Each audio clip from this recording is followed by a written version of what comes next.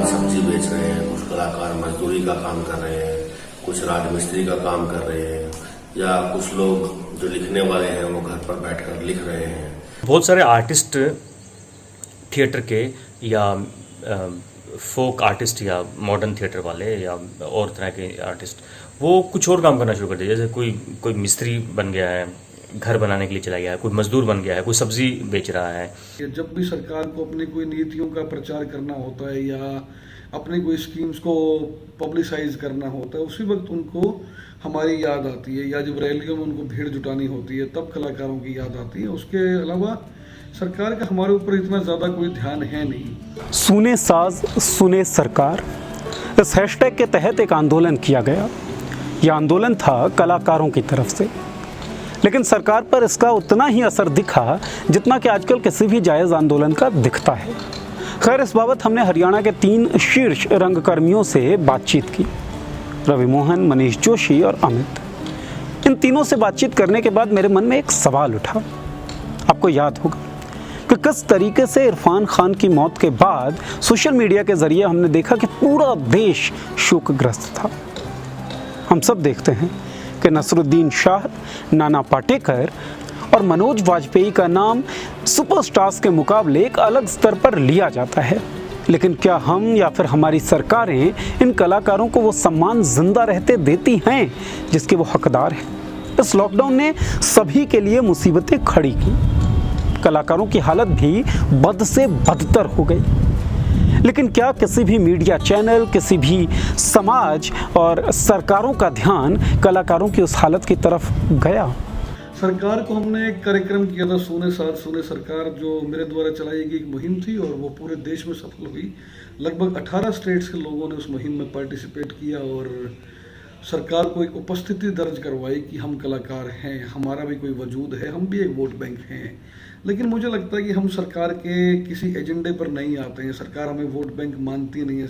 इस तरह की खबरें कलाकारों की सिर्फ हम देख नहीं पाए, क्योंकि कलाकारों की इस चिंता को, इस पीड़ा को, इस दुख को, इस व्यवस्था को, परिस्थितियों को किसी भी न्यूज चैनल ने उतना उजागर नहीं किया है।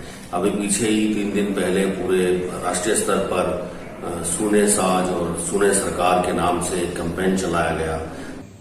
बहुत सारे लोग डिप्रेशन में हैं, उनको साइकोलॉजिकल प्रॉब्लम हो गई है कि वो काम कर नहीं पा रहे हैं अपनी पसंद का, और उनको आगे भी उम्मीद नहीं है कि क्या होगा, और सरकार से कोई भी सहायता नहीं मिली है। अभी तक कोई घोषणा भी नहीं हुई है।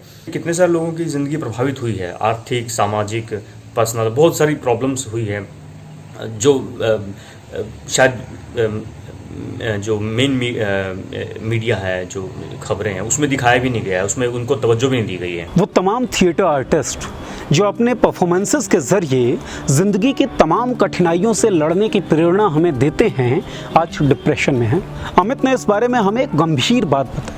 हरियाणा के किसी भी विश्वविद्यालय में ड्रामा या थिएटर का कोई स्पेसिफिक डिपार्टमेंट है नहीं, तो क्या करें वो कलाकार जो इस कला को सीखने में, इसकी पढ़ाई करने में समय लगाते हैं, सालों गंवाते हैं। किसी को ये लगता है, सरकारों को लगता है, और किसी को ये समझ में आता है कि भाई नहीं, आर्ट थिएटर कोई चीज़ ही नहीं है, तो फिर एनएसडी जैसे संस्थान, इंडियन थिएटर जैसे संस्थान या पटियाला जैसे संस्थान बंद कर देने चाहिए। क्यों पैदा कर रहे हो आर्टिस्टों को? थिएटर आर्टिस्ट को पैदा करने का मतलब क्या है कि आप बेरोजगारी बढ़ाइए। हमने मजदूरों का पलायन देखा, हालांकि उस पर भी वैसी चर्चा नहीं हुई जैसी होनी चाहिए थी, लेकिन कलाकारों की तरफ तो कोई ध्यान गया ही नहीं, उस पर तो कोई चर्चा हुई ही नहीं।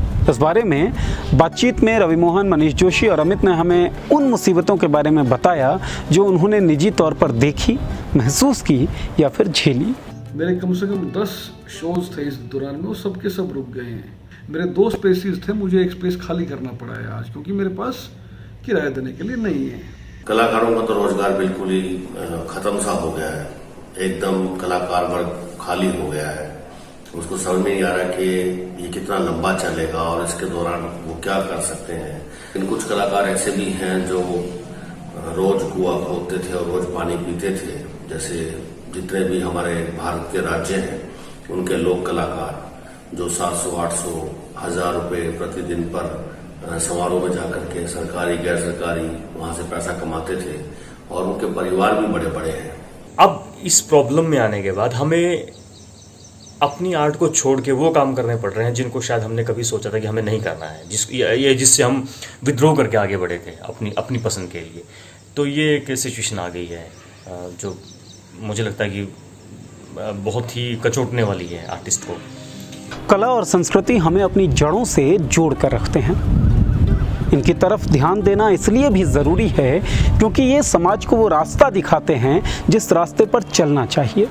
लेकिन रवि मोहन ने हमें बताया कि किस तरीके से सरकारें कलाकारों के लिए आवंटित फंड को पूरी तरीके से प्रॉपरली यूटिलाइज तक नहीं कर पा रहे। मैंने अनुभव किया है कि बजट जो है हर साल लैप्स होता है। कलाकारों का पहले ही थोड़ा सा बजट है और वो जो बजट थोड़ा सा है उसे भी पूरी तरह यूज नहीं किया जाता, खर्च नहीं किया जाता और वो ऐसे ही लैप्स हो जाता है। बातचीत के दौरान अमित ने हमें एक दुखद खबर सुनाई। उन्होंने एक खबर का जिक्र किया जो कि प्रिंट मीडिया में कहीं छपा हुआ था। उन्होंने बताया कि किस तरीके से झूठे खबरों के जरिए इस क्षेत्र में भी एडवर्टाइजिंग का खेल चल रहा है। इसी बीच में एक खबर देखने को मिली थी मुझे, उसमें ये बोला गया कि पूरा हरियाणा कला परिषद multi art culture centre Haryana सरकार ने 500 लोगों को कोरोना से राहत दी, कोरोना में राहत फंड दिया। वो जबकि खबर वो हेडिंग इस तरह से बनाई गई है कि वो कन्फ्यूजन पैदा होगी कि वो राहत पैकेज था या क्या था, जबकि अंदर ये लिखा हुआ था कि ऑलरेडी जो प्रोग्राम हो चुके थे, जो मार्च से पहले हो चुके थे, उनकी पेमेंट उन्होंने रिलीज की है। तो ये गलत है कि आप मतलब कि सस्ती पब्लिसिटी पाने के लिए और इस तरह की तिगड़मबाजी अपनाते हैं। ये किसने किया, क्यों किया, मुझे नहीं समझ में आता, लेकिन ये बहुत गलत है। उससे बहुत सारे कलाकारों में, थिएटर के कलाकारों में ये मैसेज चला गया कि सबको मास्क मिले हैं, सैनिटाइजर मिले हैं, राहत पैकेज मिला, ये हमें क्यों नहीं मिला? तो फिर 500 लोगों को क्यों मिला, 600 लोगों को क्यों मिला, एक पर्टिकुलर एक डिस्ट्रिक्ट में ही क्यों मिला, बाकी लोग कहाँ गए? तो ये जो खबरें आती है उससे भी निराशा पैदा होती है। तो हालात ये हैं कि हर डाल पे उल्लू बैठा है, अंजाम गुलिस्तां क्या होगा। दरअसल इन तमाम कलाकारों का कहना केवल इतना है कि सरकारें यथाशीघ्र वो प्रयत्न करें और ऐसी नीति लाए जो कलाकारों के हित में हो। कलाकारों को केंद्र में रखकर, उन्हें ध्यान में रखकर भी नीति निर्माण करे ये सरकार, यही कहना है इन कलाकारों का। आपको छोड़े जाते हैं मनीष जोशी के इस संदेश के साथ। गवर्नमेंट जो है वो सबको थोड़ी छूट दे रही है कि आपने मार्केट खोल दिया है, आपने रेलवे स्टेशन खोल दिए, आपने ट्रेनें खोल दी हैं, आप बसें भी खोल रहे हैं, आपने फ्लाइट चला दी है जिसमें कोई सोशल डिस्टेंसिंग नहीं है।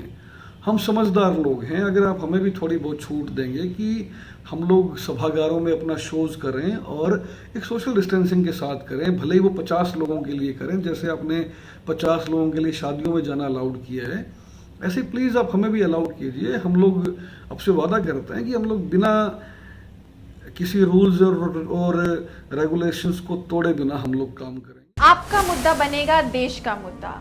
मॉल्टिक्स ऐप पर शेयर करिए अपनी बात हमारे साथ, हम उठाएंगे आपकी आवाज़।